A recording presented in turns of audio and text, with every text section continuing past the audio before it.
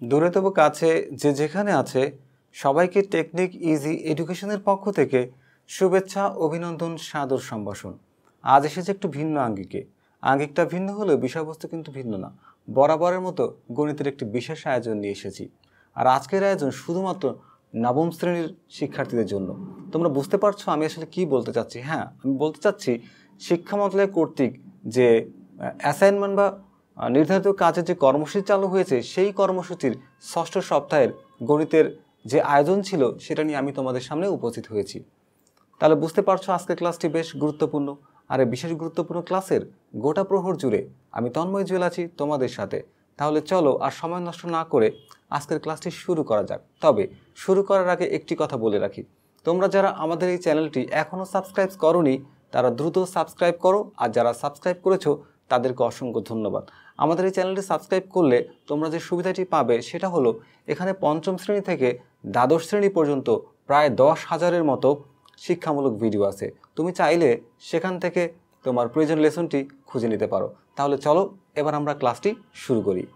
শুরুতে আমরা দেখে নেব আমাদের সংক্ষিপ্ত প্রশ্ন 1। এখানে 5টি সংক্ষিপ্ত প্রশ্ন আছে। প্রথম প্রশ্ন, নির্দিষ্ট চতুর্ভুজ আঁকার জন্য কয়টি স্বতন্ত্র উপাত্ত প্রয়োজন? প্রশ্ন 2, এবিসি বৃত্তে বিসি ব্যাস হলে কোণ বিএসি এর মান কত? প্রশ্ন 3, সমকোণ ত্রিভুজের সূক্ষ্ম কোণদ্বয় সমান হলে ত্রিভুজটির বাহুগুলোর অনুপাত কত হবে? প্রশ্ন 4, পি কিউ আর এস সামান্তরিকের কোণ কিউ ইকুয়ালস টু 95 ডিগ্রি হলে ওই বৃত্তে অন্তর্লিখিত বর্গের ক্ষেত্রফল কত? প্রশ্ন 5, বৃত্তের ব্যাস 14 সেন্টিমিটার হলে ওই বৃত্তে অন্তর্লিখিত বর্গের ক্ষেত্রফল কত? তাহলে দেখো আমরা তোমাদের জন্য সমাধানগুলো আগেই করে রেখেছি। যে অ্যাসাইনমেন্ট কীভাবে তৈরি করতে হয় সেটা তোমরা এটা দেখে এভাবেই তোমরা অ্যাসাইনমেন্ট তৈরি করে জমা দিতে পারবে। তাহলে সমাধান 1, এখানে প্রশ্নে বলা হয়েছিল যে একটি নির্দিষ্ট চতুর্ভুজ আঁকতে কতটি স্বতন্ত্র উপাদান বা উপাত্ত প্রয়োজন? একটি নির্দিষ্ট চতুর্ভুজ আঁকার জন্য 5টি স্বতন্ত্র উপাত্ত প্রয়োজন হয়। সমাধান 2, এবিসি বৃত্তে বিসি যদি ব্যাস হয়, দেখো এখানে আমি একটি বৃত্ত এঁকেছি যে এবিসি বৃত্ত, যেখানে বিসি হচ্ছে ব্যাস। তাহলে বিসি যদি ব্যাস হয় তাহলে কোণ বিএসি এর মান হবে 90 ডিগ্রি। কারণ যদি বিসি ব্যাস হয় তাহলে এখানে তুমি যে কোণই আঁকবা সেই কোণটি হবে অর্ধবৃত্তস্থ কোণ, আর অর্ধবৃত্তস্থ কোণের মান 90 ডিগ্রি। সমাধান 3, সমকোণ ত্রিভুজের সূক্ষ্ম কোণদ্বয় যদি সমান হয় তাহলে তাদের বাহুগুলোর অনুপাত হবে 1:1:2। 4 নম্বর প্রশ্নের সমাধান দেওয়া ছিল পি কিউ আর এস সামান্তরিকের, যেখানে কিউ কোণটা হচ্ছে 95 ডিগ্রি। আমাকে বের করতে বলা হয়েছিল কোণ এস মাইনাস কোণ আর এর মান। তাহলে আমরা একটি সামান্তরিক এঁকেছি যেখানে কিউ কোণটা 95 ডিগ্রি। তাহলে কিউ কোণের বিপরীত দিকে যে কোণটা থাকবে এস কোণ, তার মান আসলে 95 ডিগ্রি হবে।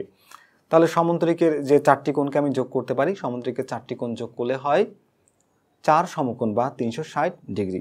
তাহলে আমি সবগুলো কোণকে যোগ করলাম। এখানে কিউ কোণের মান 95, এস কোণের মান 95, আর আর এবং পি অর্থাৎ কোণ আর এবং কোণ পি এর মান আমার বের করতে হবে। তাহলে 95 যোগ করলে হয় 190। 190কে যখন আমি এই পাশে পাঠাবো তখন সেটা মাইনাস হয়ে যাবে। 360 থেকে 190 যদি বিয়োগ করি তাহলে হবে 170 ডিগ্রি। তাহলে এখানে কোণ আর এবং কোণ পি এর মান হচ্ছে 170 ডিগ্রি।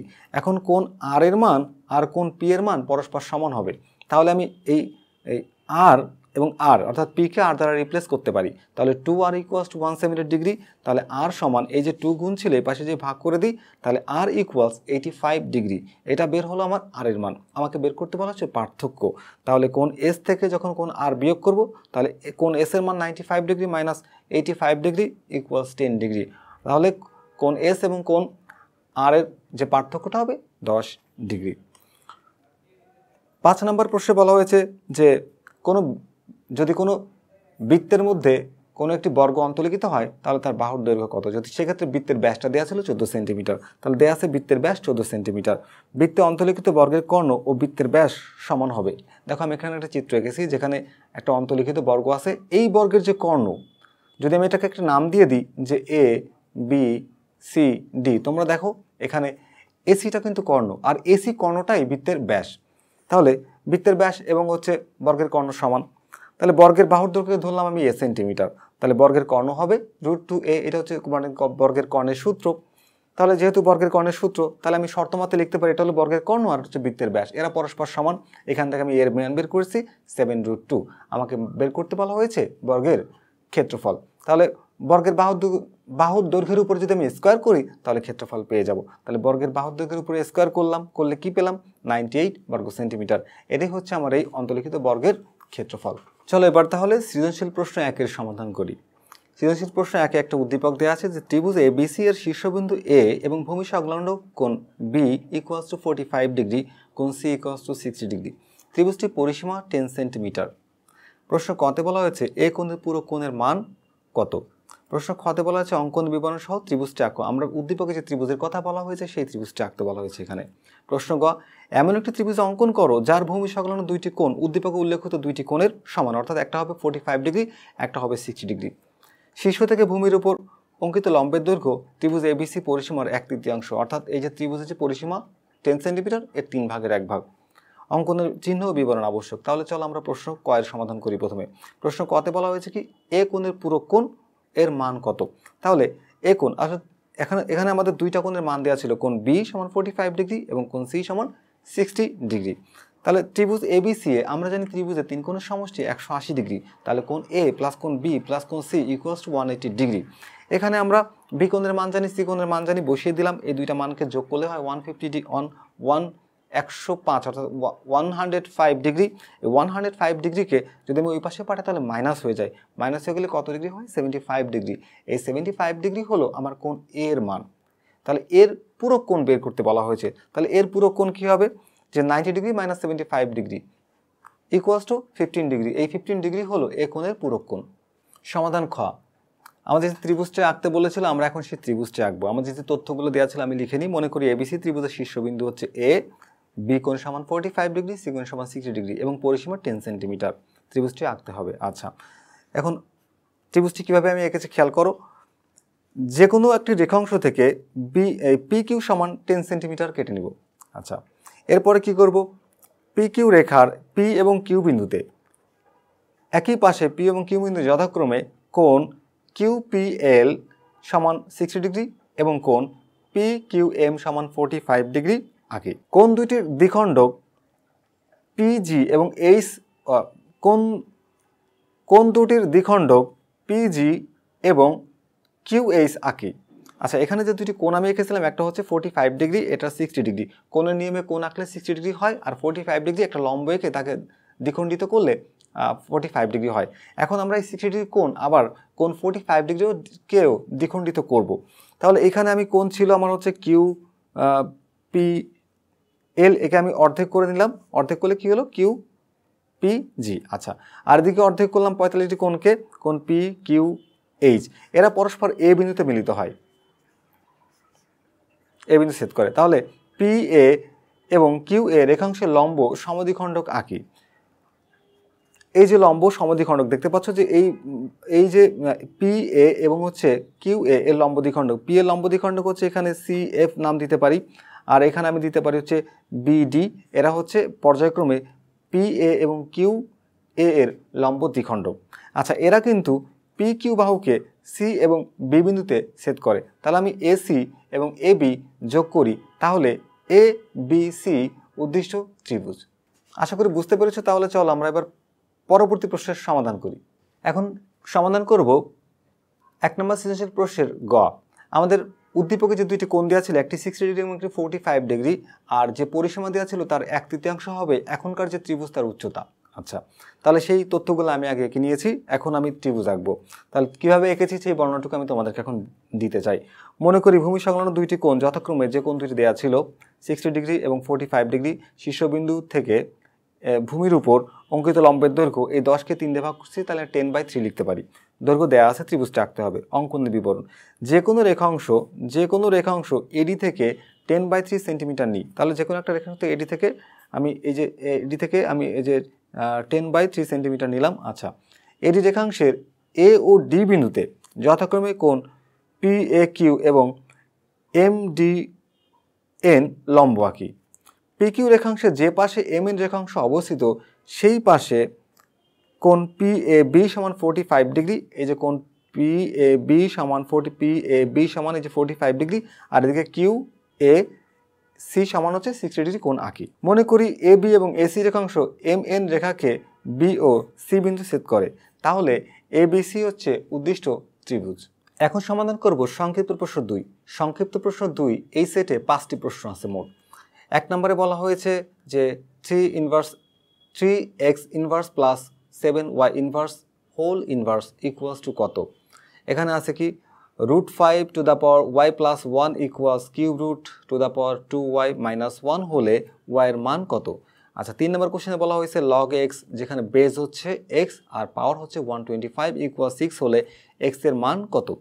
4 নম্বর প্রশ্নে বলা হয়েছে 0.0000347 কে বৈজ্ঞানিক আকারে প্রকাশ করো। প্রশ্ন 5-এ বলা হয়েছে 32.0035 এর সমাধান লগের অংশ কত। তাহলে চলো আমরা প্রশ্নের সমাধান করি। সমাধান 1 অর্থাৎ এই প্রথম প্রশ্নের সমাধান। তাহলে এখানে দেয়া ছিল কি, আমি অঙ্কটিকে তুলেছি। এখানে x ইনভার্সকে চাইলে আমি 1/x আকারে লিখতে পারি, প্লাস এখানে একই রকমভাবে y ইনভার্সকে আমি চাইলে 1/y আকারে লিখতে পারি। তাহলে এখানে এই 3 সাথে 1 এর গুণের সম্পর্ক গুণ হয়ে গেল, তাহলে 3x। তাহলে আমি লিখতে পারি যে এখানে 3 সাথে 1 এর হচ্ছে গুণের সম্পর্ক, তাহলে 3 সাথে 1 গুণ করলাম, তাহলে 3 একে 3 আর নিচে বসবে x। একই রকমভাবে এখানে 7/y হোল ইনভার্স, তাহলে এখানে x এবং y লসাগু হচ্ছে xy, তাহলে x বাদ y 3 সাথে গুণ করলে হবে 3y প্লাস y বাদ 7 এর সাথে x গুণ করলে হবে 7x হোল ইনভার্স। ইনভার্সের জন্য আমি এই সংখ্যাটাকে উল্টে দিতে পারি, তাহলে আমি xy নিচে ছিল উপরে আর উপরের সংখ্যাটাকে নিচে দিয়ে দিলাম। এটাই আমার এই প্রশ্নের উত্তর।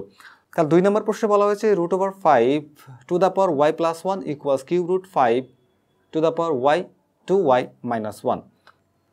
তাহলে আমাদের কাজ হচ্ছে ডান পাশ এবং বাম পাশ অর্থাৎ উভয় পাশের বেসকে 1 করে দেয়া। তাহলে এখানে লিখলাম 5, এই যে রুটকে আসলে হাফ দিয়ে রুট তুলে দেওয়া যায়, কারণ পাওয়ার যখন হাফ ওটা আসলে রুট। তাহলে 5 to the power half into y plus 1, একইভাবে এই পাশে 5 এখানে ছিল কি কিউব রুট, তাহলে 1/3 দিলে কিউব রুটটা তোলা যায়, ইন্টু 2y মাইনাস 1। তাহলে এ পাশের 5 এবং এ পাশের 5কে আমি বাদ দিয়ে দিতে পারি, দুই পাশের বেজ বাদ দিয়ে দিলাম, তাহলে থাকে কি y প্লাস 1, এই যে 2 ভাগ ছিল এটাকে একবারে নিচে লিখে দিছি। একই রকমভাবে 2y মাইনাস 1 ডিভাইডেড বাই 3। এখন আমি আর গুণন করব, তাহলে এই 2 সাথে 2 গুণ করলে হবে 4 ইন্টু y মাইনাস 2 আর 1 গুণ করলে হবে 2 মাইনাস 2 ইকুয়ালস টু 3 সাথে y গুণ করলে 3y প্লাস 3। এখন সবগুলো yকে এক পাশে নিয়ে আসি, এই মাইনাস 3y এ পাশে এসে এই প্লাস 3y এ পাশে এসে মাইনাস হয়ে যাবে, আর এই মাইনাস 2 ও পাশে যায় প্লাস হয়ে যাবে। 3 এবং 2 যোগ করলে হবে 5 এবং 4y থেকে y মাইনাস করলে y ইকুয়ালস 5। তাহলে আমার প্রশ্ন 2 এর সমাধান হচ্ছে y ইকুয়ালস 5, y এর মানটা আসলে 5। পরবর্তী প্রশ্ন অর্থাৎ 3 নম্বর প্রশ্নের সমাধান। এখানে দেওয়া আছে log x টু, আর এখানে x হচ্ছে আমার এখানে বেস আর পাওয়ার হচ্ছে 125 ইকুয়ালস 6, যেখানে x এর মান বের করতে বলা হয়েছে। তাহলে আমি এটাকে লিখতে পারি x two the power 6 equals to 125। এখন আমি পাওয়ার দুইটাকে সেম করে দিব, তাহলে এখানে সংখ্যাটা ছিল কত, ছিল হচ্ছে 125, লিখেছি কত √5। তাহলে √5কে কয়বার গুণ করলে 125 হয়, 6 বার গুণ করলে, তাহলে আমি √5কে পাওয়ার লিখতে পারি 6 টু দ্য পাওয়ার 6। এপাশের 6 এবং এপাশের 6 বাদ দিলাম, তাহলে x ইকুয়াল টু √5, x এর মান আসলে √5। পরবর্তী কোশ্চেন 0.00003476 এর বৈজ্ঞানিক রূপ হলো 3 × 476 × 10 টু দ্য পাওয়ার মাইনাস 6। তার পরবর্তী প্রশ্নের সমাধান বলছে এটাকে কি অংশক বের করতে বলা হচ্ছে, লগের অংশক। তাহলে আমি এটা ক্যালকুলেটর ব্যবহার করলাম। ক্যালকুলেটরে তোমরা যে কাজটা করো, প্রথমে এসি বাটন ক্লিক করো, তারপরে লগ বাটনকে ক্লিক করো, এরপরে লগের যে মানটা এটাকে বসায় দাও, ইকুয়ালস টু সমান সমান চিহ্ন যদি তুমি দাও, তারপর দেখবা যে এরকম একটা মান আসছে। এরকম মান আসলে দশমিকের পরের যে সংখ্যাগুলো এগুলো হচ্ছে অংশক, আর দশমিকের আগে যে সংখ্যা এটাকে বলা হয় পূর্ণক। তাহলে অংশক চাইছে যেহেতু, আমি অংশক 0.50519 প্রায়, এটা হচ্ছে আমার এই লগ 32.0035 এর অংশক।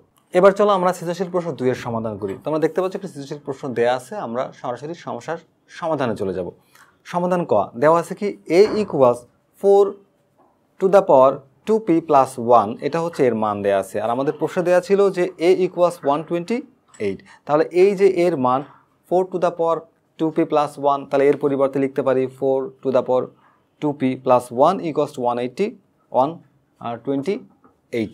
আচ্ছা, তাহলে এই 4কে আমি চাইলে 2 এর উপর স্কোয়ার দিয়ে লিখতে পারি ইন্টু 2p প্লাস 1 ইকুয়ালস 128।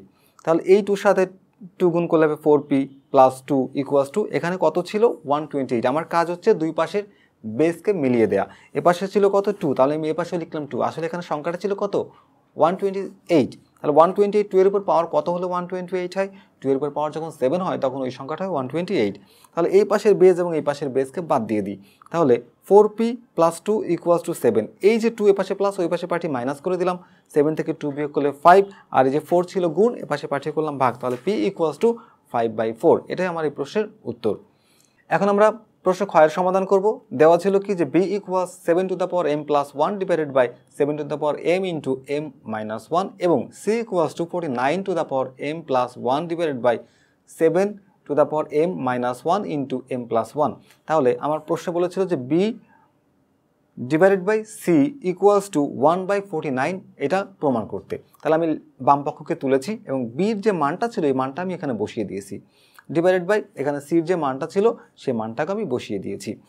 এখন দেখো উপরের লাইনে আমি তেমন কিছু করিনি, এখানে শুধু এম এর সাথে যে এম, এই যে পাওয়ার এই পাওয়ারটা গুণ করে দিয়েছি। এম গুণ করলে হয় m² -1 এর সাথে m গুণ করলে হয় m। এখানে ভাগ চিহ্ন দিলাম, এখানে হচ্ছে কত ছিল 49, 49কে আমি লিখতে পারি 7 এর উপর স্কোয়ার, যেহেতু 7 এর উপর স্কোয়ার তাহলে এখানে ছিল m, তার সাথে সেই স্কোয়ারটা গুণ হয়ে 2m হবে, একই রকমভাবে সেই 2টা 1 এর সাথে গুণ করে 2 হবে। আর এখানে 7 লিখলাম, এখানে a - b into a + b, a² - b² সূত্র, এখানে mটা হলো a আর 1টা হলো b, তাহলে লিখতে পারি 7 টু দ্য পাওয়ার m² - 1। তাহলে এই যে দুইটা বেস থেকে আমি যদি একটা বেস লিখি তাহলে এখানে ছিল কি m + 1, আর এখানে যে ভাগ সম্পর্কে যারা ছিল এরা উপরে যে চিহ্ন পরিবর্তন করবে, তাহলে m² ছিল প্লাস হয়ে যাবে মাইনাস, এটা ছিল মাইনাস হয়ে যাবে প্লাস, ভাগ এখানে দুইটা বেস থেকে একটা বেস লিখতে পারি, তাহলে 2m + 2, এই যে mটা বিয়োগ হয়ে যাবে আর এই মাইনাসটা হয়ে যাবে প্লাস। এখন এই পাশের বেজ এবং এই পাশের বেস 7 যে বেজ ছিল এই বেস থেকে আমি একটা বেসকে লিখলাম, লিখলে কি হয় যে এইটার কোনো চিহ্ন পরিবর্তন হচ্ছে না, পুরোটাই লিখে দেবো। এখানে ভাগ, যেহেতু এটা ভাগ মানে বিয়োগ, তাহলে প্লাসে মাইনাসের চিহ্নগুলো সাইনগুলো চেঞ্জ হয়ে যাবে। তাহলে এখানে 2mটা ছিল প্লাস হয়ে গেল মাইনাস, এটা ছিল প্লাস হয়ে গেল মাইনাস, এটা ছিল মাইনাস হয়ে গেল প্লাস, আর এখানে যে 1টা ছিল প্লাস এটা হয়ে যাবে মাইনাস। এখন এই +1 - 1 ভ্যানিশ, m² কেটে যায়, এখানে m যোগ করলে 2m + 2m - 2m শেষ, এখানে আছে শুধু -2, তাহলে 7 to the power -2, 7 to the পাওয়ার -2 মানে হলো 1/49। আর আমাকে দেখাতে বলা হয়েছিল যে b ডিভাইডেড বাই c বা b/c = 1/49 এবং সেটা আমি দেখিয়ে দিয়েছি। আশা করি বুঝতে পেরেছো। তাহলে চলো আমরা পরবর্তী প্রশ্নের সমাধান করি।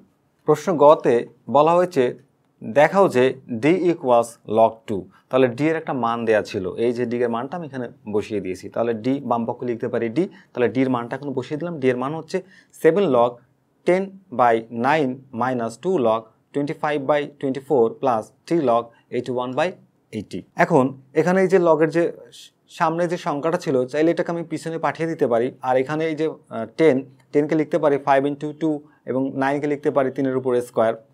একই রকমভাবে এই 2কে আমি পেছনে পাঠালাম পাওয়ার হিসেবে, সামনের থেকে পিছনে পাঠিয়ে এটাকে পাওয়ার করে দিতে পারি। এখানে আছে কত 25কে লিখতে পারি 5 এর উপর স্কোয়ার, আছে কত 24, তাহলে লিখতে পারি 2 এর উপর কিউব, অর্থাৎ 2 এর কিউব করলে হয় 8 গুণ 3 3 8 24 প্লাস 3কে পিছনে পাঠিয়ে দিলাম, আর এখানে 81কে লিখছি 3 টু দ্য পাওয়ার 4, আর এখানে 80 লিখছি হচ্ছে 2 টু দ্য পাওয়ার 4 মানে হয় 16, 16 গুণ 5 5 16 80। আমরা চেষ্টা করব লগের এই সমাধান করার জন্য এই যে আমাদের যে বড় বড় সংখ্যাগুলো দেওয়া আছে এটাকে যত ক্ষুদ্র আকারে ভাঙা যায় আমরা সেই ছোট সংখ্যা দিয়ে ভাঙার চেষ্টা করব, এবং ছোট সংখ্যা দিয়ে ভাঙতে পারলেই আমাদের অঙ্কের সমাধান হয়ে যাবে। এরপরে যে পাওয়ারটা প্রত্যেকটি সংখ্যার উপর চলে আসবে। 5 এর উপর কোনো পাওয়ার নেই, তাহলে এই 7টাই আসবে 5 to the power 7 into 2 to the পাওয়ার 7, আর এখানে 3 এর উপর অলরেডি পাওয়ার ছিল স্কোয়ার, তাহলে স্কোয়ারের সাথে যখন আমি হচ্ছে গুণ করব 7, তাহলে 7 এবং 2 গুণ করলে হবে 7 × 2 = 14 আর 14 3 টু দ্য পাওয়ার 14 মাইনাস একই রকমভাবে এখানে পাওয়ার ছিল 2 × 2 = 4, 5 টু দ্য পাওয়ার 4, এখানে ছিল 3, তাহলে 3 × 2 = 6, 2 টু দ্য পাওয়ার 6 ইন্টু 3 এর উপর কোনো পাওয়ার নাই, তাহলে এই পাওয়ারটা সরাসরি চলে আসবে 3² প্লাস লগ এখানে 4 × 5 12, 3 to the power 12 divided by 2 to the power 12 into 5 cube. আচ্ছা, এখন আমি এখান থেকে সবগুলো লগ থেকে একটা লগকে যদি কমন নিয়ে নেই তাহলে এখানে কি হয়, যা ছিল এটা বসে যাবে, এটা কি চিহ্ন, এটা হচ্ছে বিয়োগ চিহ্ন হয়ে যাবে ভাগ চিহ্ন, তাহলে একই রকমভাবে এটা ছিল যোগ চিহ্ন হয়ে যাবে গুণ চিহ্ন, আর তেমন কোনো কাজ এই লাইনে করিনি। এরপরে এই যে ভাগ চিহ্ন ছিল এই ভাগটাকে আমি চাইলে গুণ দিয়ে উল্টাই দিতে পারি, তাহলে এই যে এখানে যে সংখ্যাটা ছিল এই 5 টু দ্য পাওয়ার 4 এটা চলে আসবে নিচে, আর নিচে যে সংখ্যাটা ছিল ওটা চলে যাবে উপরে, আর বাকি সব ঠিক থাকবে। এখন আমি একটু হিসাব করে সবগুলোকে একটু সাজিয়ে গুছিয়ে লিখতে চাই, তাহলে 2 টু দ্য পাওয়ার 13, এখানে 2 টু দ্য পাওয়ার 2 কয়টা ছিল, 2 হচ্ছে 7, এলো 7টা, আর এই হলো 6টা, যোগ করলে কত হয় 13টা, তাহলে 2 টু দ্য পাওয়ার 13 ইন্টু 3 কয়টা, এই হচ্ছে 12, আর এই হলো 2, তাহলে 14, 3^14 ইন্টু 7 ও 5 হচ্ছে এখানে 5^7। নিচেও আমি একটু হিসাব করে লিখি, এই 2 হচ্ছে কয়টা 12টা। আচ্ছা 2^12 ইন্টু 3^14 ইন্টু 5^7, কারণ এখানে 5^3 ইন্টু 5^4 5^7। এখন এই 5^7 কেটে যায়, 3^4 কেটে যায়, থাকে কি এখানে থাকে হচ্ছে 2^13 থেকে যদি 2^12কে বাদ দেই তাহলে একটা 2 থাকে, অর্থাৎ log 2 থাকে। তাহলে লিখতে পারি ইকুয়ালস log 2, যেটা আমার ডান পক্ষে দেখাতে বলা হয়েছিল। সুতরাং d ইকুয়ালস log 2 দেখানো হলো। আশা করি বুঝতে পেরেছো। তাহলে চলো পরবর্তী প্রশ্নের সমাধান করি। এবার আমরা সমাধান করব সংক্ষিপ্ত প্রশ্ন 3। এই সংক্ষিপ্ত প্রশ্ন 3 সেটে আমাদের মোট 5টি প্রশ্ন দেওয়া আছে। তাহলে 1 নম্বর প্রশ্ন দেওয়া আছে কি cos square theta minus sin square theta equals to half হলে cos to the power 4 theta minus sin to the power 4 theta এর মান কত। প্রশ্ন 2 sin theta into root over cosec square theta minus 1 equals to কত। প্রশ্ন 3 এ বলা হয়েছে cosec 90 minus theta equals to √2 হলে tan থিটা সমান কত। 4 নম্বর প্রশ্নে বলা হয়েছে 12 sec a ইকুয়ালস টু 13 হলে cot a minus sin a equals to কত। 5 নম্বর প্রশ্নে বলা হয়েছে cos theta equals to x square minus 1 divided by x square plus 1 হলে sin square theta plus cos square theta equals to কত। আচ্ছা তাহলে আমরা প্রশ্ন 1 এর সমাধান করি, পরপর করে আমরা 5টা প্রশ্নের সমাধান করব ইনশাআল্লাহ। 1 নম্বর প্রশ্নে কি দেওয়া ছিল cos square theta minus sin square theta equals to half. তাহলে প্রদত্ত রাশি কি, আমি রাশিটাকে লিখছি cos to the power 4 minus sin to the power 4 theta. আচ্ছা এখানে cos স্কয়ার, আমি যে cos to the power 4 K cos square তার হোল স্কয়ার দিয়ে লিখতে পারি, 2 2 4, আমরা চাইলে এটাকে ভেঙে লিখতে পারি। একই রকমভাবে sin টু দ্য পাওয়ার 4 কে লিখতে পারি sin square whole to the power sin square এর হোল স্কয়ার। আচ্ছা তাহলে cos square theta whole square minus sin square theta whole square, এটা হলো এই cos স্কয়ারটাকে তুমি ধরো a আর sin স্কয়ারটাকে ধরো b, তাহলে a square minus b square সূত্র বসাতে পারি। a square minus b square সূত্র কি a plus b into a minus b, অর্থাৎ cos square theta plus sin square theta into cos square theta minus sin square theta. এই cos square theta plus sin square theta এটার মান কিন্তু আমি জানি, এটা হচ্ছে 1 সূত্র, cos square theta plus sin square theta equals two 1, তাহলে এটার পরিবর্তে লেখা যায় 1। আর cos square theta minus sin square থিটার মান প্রশ্নে দেওয়া ছিল হাফ, তাহলে এটার পরিবর্তে লিখতে পারি হাফ। হাফের সাথে যখন 1 গুণ করব তাহলে রেজাল্ট হবে কত, হাফ। তাহলে 1 নম্বর প্রশ্নের উত্তর হচ্ছে হাফ। 2 নম্বর প্রশ্নের সমাধান করি। দেওয়া আছে কি sin theta into root over cosec square theta minus 1।